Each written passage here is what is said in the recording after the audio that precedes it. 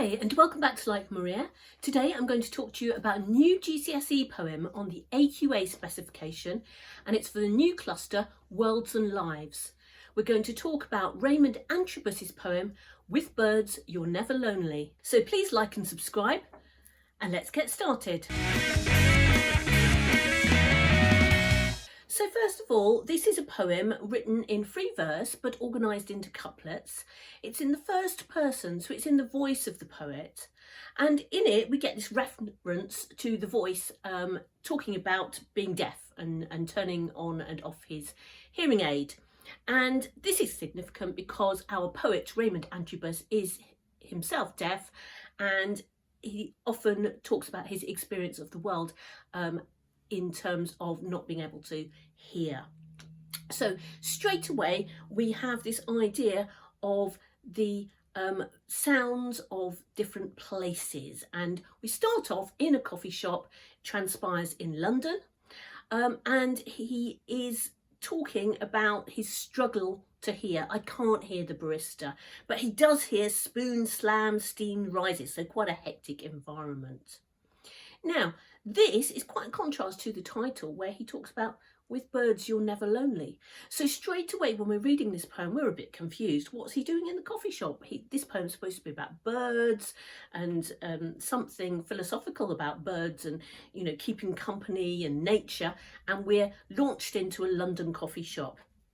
So you'd be right to be confused here. What we have in this poem is him in a coffee shop, the voice of the poem in the coffee shop, and it makes him reflect on other things that he's done in his life, and then thinking about loneliness and ecology and places in the world that are different from London and the coffee shop. In line 9, in that couplet, the couplet is divided by a full stop. We have since returning, full stop, last week I sat alone. And this is really the turning point in the poem. So everything before this is coffee shop, him observing the man sitting alone. I catch the eye of a man sitting in the corner of the cafe. He's there reading a book about trees. And here the idea of trees is just introduced to us. So everything before 9 line, coffee shop. Everything after 9 line until the very, very end is in the forest. In the forest in Zealandia, deep in Zealandia forest.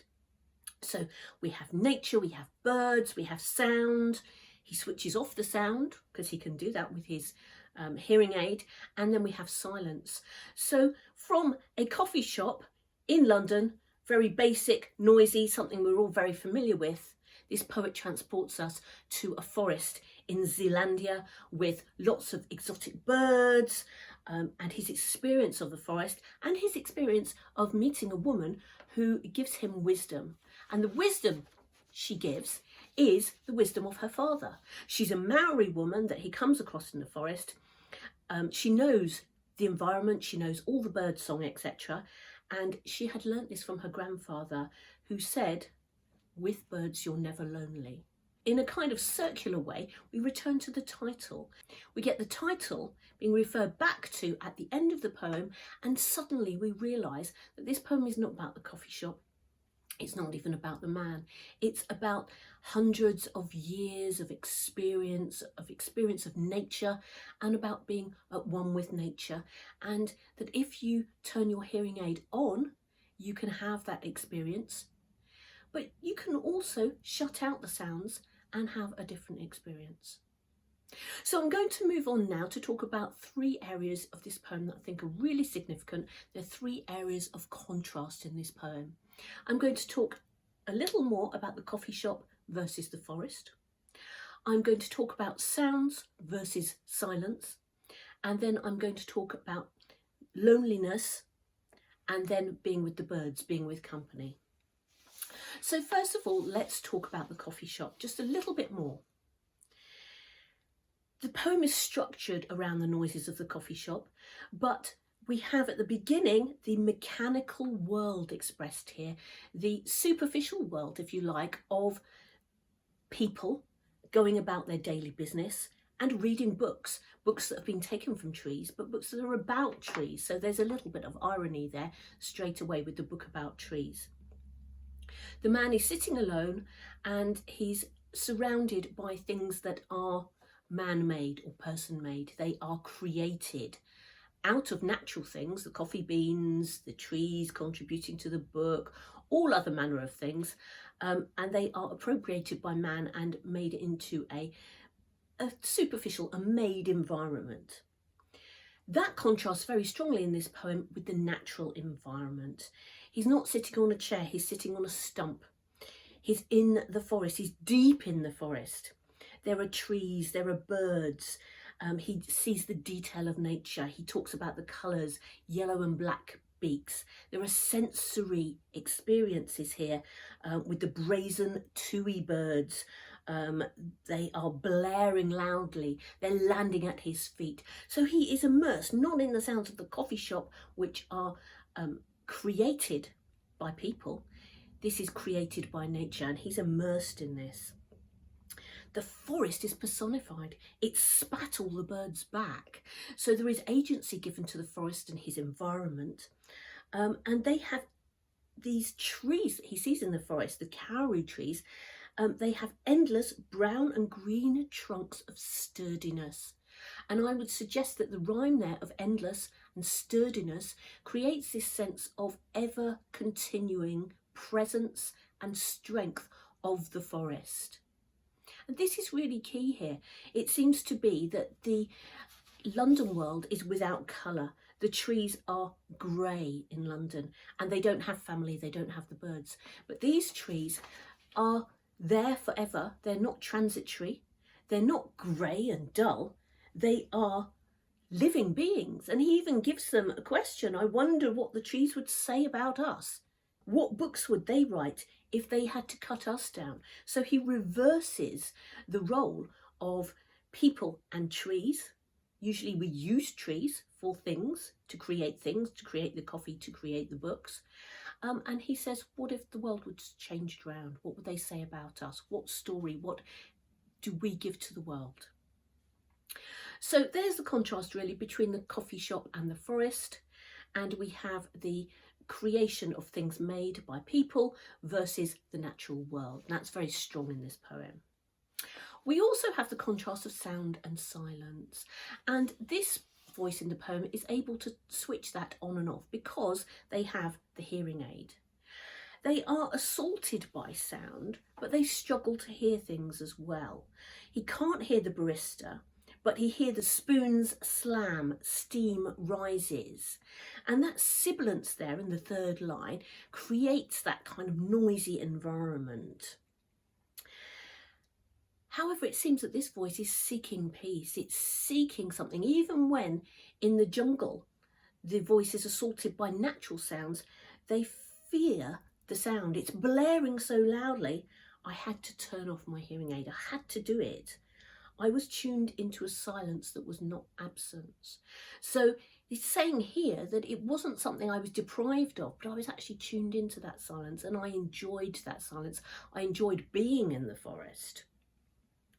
However, this silence collapsed and there was a kind of aggression when noise invaded again. But this doesn't stop him wondering about the trees and their voice and imagining what they might say.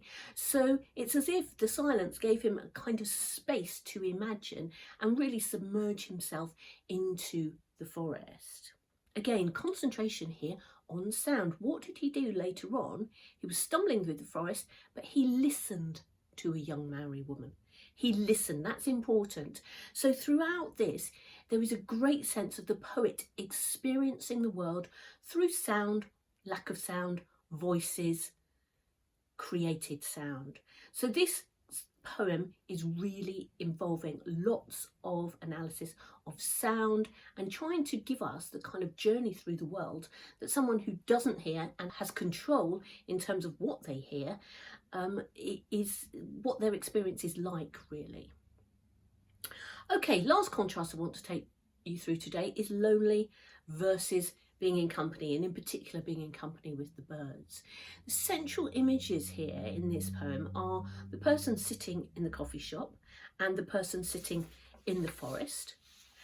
They are both on their own, but they are being accompanied by the book, by the sounds of the coffee shop, and they are being accompanied in the forest by the sounds of the birds. And these can be turned on and off. And the poet here experiences the sounds of the birds, but then thinks about what the Maori woman said.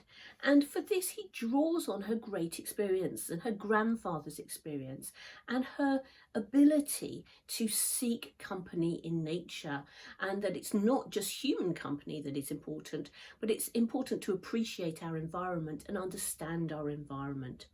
With birds, you're never lonely.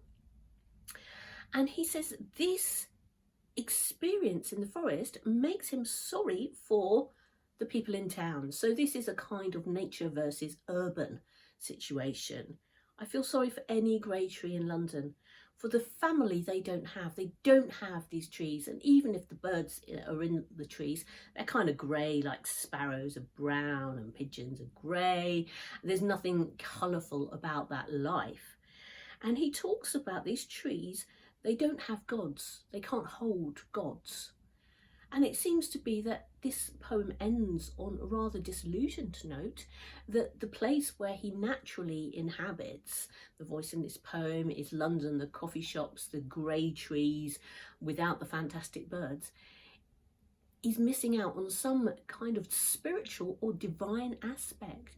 It's as if the joy has been sucked out by urbanisation, and that in order to really find the gods and find the excellence of creation, one has to go deep away into untouched lands. Okay, so there's my introduction to this poem by Raymond Antrobus. Please like and subscribe, and I hope you enjoyed that, and I will see you next time for more GCSE poems.